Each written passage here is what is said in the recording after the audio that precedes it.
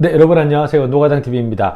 오랜만에 한남 재개발 시공권에 대한 새로운 소식이 떴습니다. 한남 3구역을 저희가 코로나가 한창이던 시절에 대림산업 그리고 현대건설이 이제 붙었죠. 그때 GS건설은 흔히 그냥 경쟁자로만 참여를 했었고, 결국은 그 당시 코엑스에서 진행됐던 시공사 선정 총회에서 대림산업을 꺾고 현대건설이 이제 수주를 하면서 한남 3구역에 신호탄을 쐈습니다. 현재 한남 4구역에 대한 재개발 시공권이 이어지고 있습니다. 여기는 현재 삼성물산과 현대건설이 붙었죠. 15년 만에 붙었다라고 해서 말이 많이 있습니다.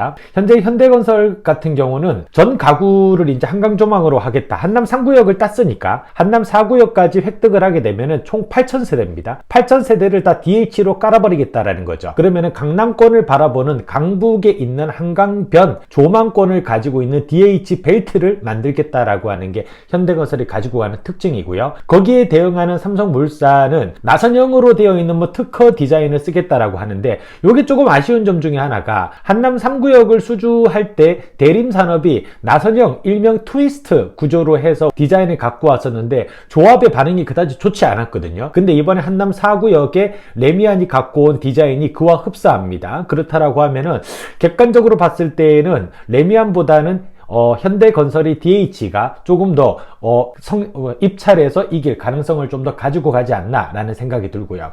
기본적으로 이번에 입찰 제안서를 양사가 제출을 했는데 각 회사가 총 5건 분량의 책을 제출했다라고 합니다. 저희가 보통 입찰팀에서 만드는 입찰 제안서는 크게 기술 입찰 제안서와 상업 입찰 제안서가 있는데, 기술 입찰 제안서는 보통 책 한 권, 두 권에서 끝나요. 근데 이번에 총 5건 분량이 나왔다라고 하는 거는 그만큼 이 공사가 난공사라는 얘기죠. 한남동이라는 지역 자체가 재건축이 아닌 재개발이기 때문에 철거 단계에서부터 우리가 공법이 적용이 돼야 되겠죠. 이제 그러다 보니까 건축사업본부의 사업이지만 아무래도 토목 시공관리자들도 많이 투입이 돼야 되는 아주 대규모 프로젝트가 될 것이다 라고 보실 수 있을 것 같습니다. 이번에 현대건설이 건축사무소를 자하 하디드 아키텍처라고 하는 회사를 데리고 들어갔어요. 이 회사는 이전에 저희가 DDP 동대문 플라자 시설을 설계했던 회사로 유명합니다. 현대건설하고는 아마 이번에 처음 손을 잡고 이번에 프로젝트에 조인을 함으로써 국내 아파트 건축공사의 첫 신호탄으로 들어오는